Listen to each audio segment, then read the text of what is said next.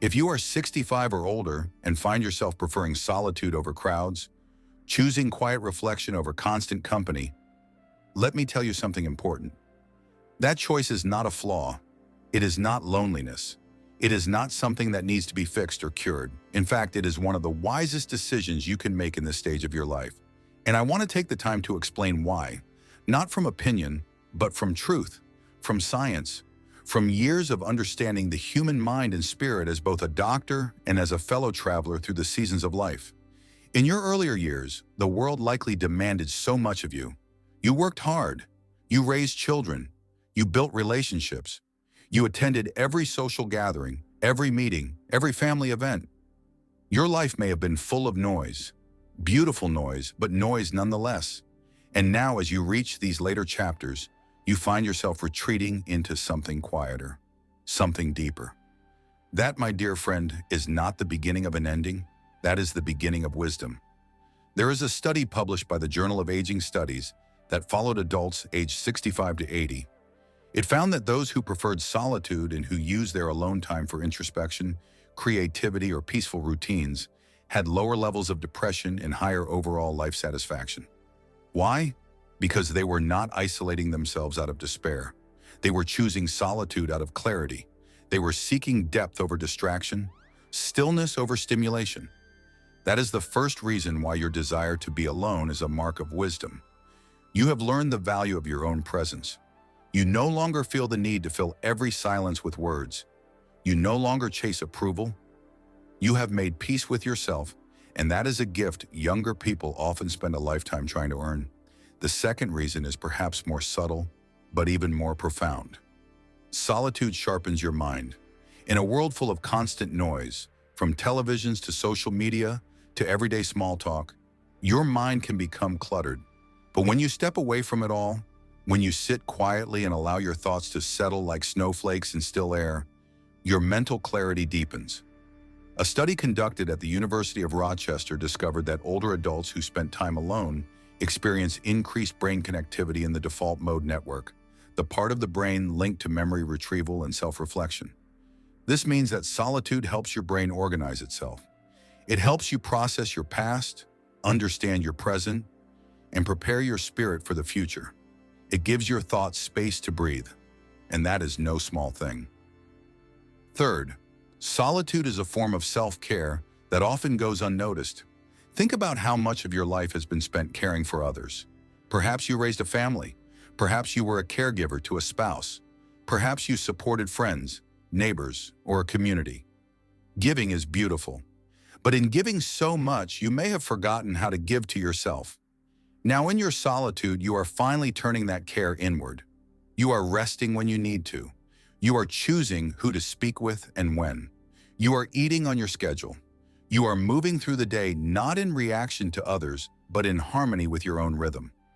A landmark report from the National Institute on Aging confirmed that seniors who embrace solitude with intention, rather than as a result of forced isolation, have better cardiovascular health, more stable moods, and even improved immune function. It is almost as if the body responds with gratitude when you slow down and listen to it. Your heart beats steadier, your breath deepens, your nerves calm. That is not weakness, that is wisdom in motion. The fourth reason your preference for solitude is a mark of wisdom lies in your ability to filter relationships.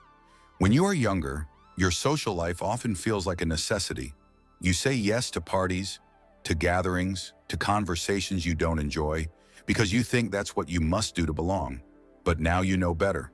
You understand the value of meaningful connection over shallow interaction. You would rather spend 10 minutes in honest conversation than an entire afternoon in empty chatter. You no longer tolerate disrespect. You no longer feel guilty for saying no. A study by Dr. Louise Hawkley at the University of Chicago found that older adults who maintained a small circle of high-quality social ties had better mental health outcomes than those with larger but less meaningful networks. What that tells us is simple. It is not about how many people are around you.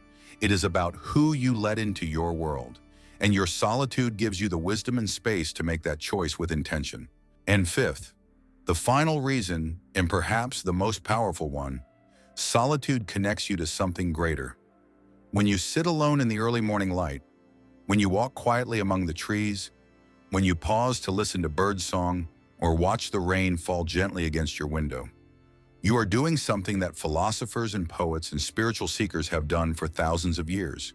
You are reconnecting with your soul. In solitude, you find moments of awe. Moments where you feel the presence of something beyond understanding. Call it God, call it peace, call it awareness. Whatever name you choose, it is real, and it nourishes you.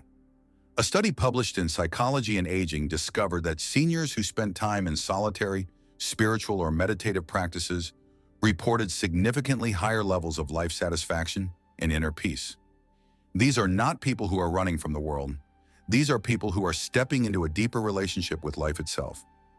Now, some may not understand this path you have chosen. They may see your solitude and mistake it for sadness. They may say things like, "You need to get out more," or "You're too quiet these days." But do not let those voices drown out the truth. The world has trained people to equate busyness with happiness, but true joy often grows in the quiet soil of solitude. You know that now, and that knowing is the fruit of a life well lived. This does not mean you never feel lonely. No one is immune to that ache. But the difference is this: you have learned to sit with it, to befriend it, to understand that feeling lonely sometimes is a part of being human. It is not a failure. It is not something that needs to be filled with noise. It is simply a reminder of your depth, of your longing for something real. And the older you get, the more you realize that realness rarely comes from crowded rooms or busy schedules. It comes from sitting in silence and hearing your own heartbeat. It comes from watching a sunrise with no one else around and feeling full. It comes from remembering the past with soft eyes and forgiving yourself for what you could not control. That is wisdom, not the loud kind, the quiet kind, the kind that seeps into your bones and teaches you to love the simple things. So if you are 65 or 75 or even 80 and you find joy in your own company, if you prefer a book to a banquet, if you sit in a garden and feel whole, then I am here to tell you, you are not strange. You are not alone. You are wise. Your soul has reached a place that many people never find. You have learned to stand still in a moving world. You have learned to listen without needing to reply. You have learned to love without needing to possess. You have learned to be with yourself, and that is no small thing. That is the mark of a life that has ripened beautifully. You see, wisdom does not shout. It does not wear medals. It does not demand attention. Wisdom sits quietly in a chair by the window, hands folded, eyes soft, heart open. Wisdom knows that time is precious, that attention is sacred, that every breath is a gift. And when you choose solitude, you are choosing to honor that gift, to spend your remaining years not chasing noise but embracing meaning. So walk gently, speak softly, sit alone if you wish. You are not fading. You are blooming in your own time. And the world, whether it sees it or not, is better because of you. Can solitude actually improve my health and brain function at this age? Let me speak to you plainly and with deep care. If you are in your 60s or 70s or even older, and you find yourself drawn to quiet spaces, to time alone, to moments where it is just you and your thoughts, you may have wondered something very important. Can this solitude, this choice to be with yourself, actually make your health stronger and your brain sharper?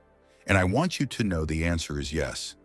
Not just from my experience as a doctor, but from science, from studies, and from what I have seen in the eyes of those who have aged with wisdom and grace. In the first half of life, we are often surrounded by constant movement, children to raise, jobs to maintain, schedules packed to the brim. But as the years pass and the noise begins to fade, many people feel the call of quiet, a call to return to the self, to sit in stillness, to listen, not to the world outside, but to the world within. And there is something powerful that happens in that quiet. It does not shrink you. It rebuilds you. Let's begin with the mind. A team of researchers at the University of Rochester studied the effects of solitude on adults aged 65 and older. They found that participants who spent more intentional time alone had greater activation in what neuroscientists call the default mode network. This part of the brain is responsible for self-reflection, memory consolidation, and inner awareness. In simple words, when you are alone and not distracted, your brain has the chance to sort through your life, make sense of it, and store what truly matters. This is not idle time. This is mental house cleaning. This is repair. This is strength. Many seniors worry about memory loss, about confusion, about cognitive decline, and rightly so. But what so few realize is that solitude can actually protect the mind. A study from the journal Psychology and Aging showed that older adults who engaged in mindful solitude had better recall, more accurate thinking, and sharper decision-making. Why? Because solitude gives the brain space. When you are not reacting to constant external chatter, your mental energy can be used for deeper thought, for reflection, for focus. You remember better because your thoughts are not competing for space. You process emotions more clearly. You learn new things more easily because your mind is not cluttered. You begin to think like yourself again. But solitude does not stop with the brain. It reaches into the body too. I once cared for a man in his 70s who had lived a very social life, always on the move, always surrounded by people. When his wife passed, he began spending more time alone. At first, he feared the silence, but then he embraced it. He started gardening, sitting by the window each morning with tea, reading poetry, and over time, not only did his anxiety decrease, but his blood pressure stabilized, his sleep improved, his digestion regulated, and it was not just anecdotal. His lab results confirmed what we both felt was true. His body was healing in the calm.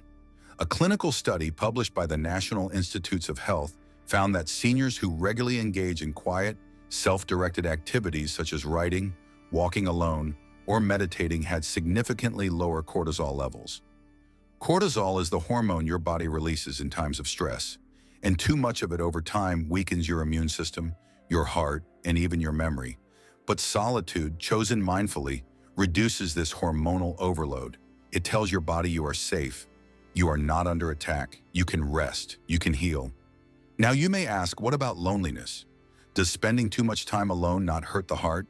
And yes, chronic unwanted isolation can be harmful.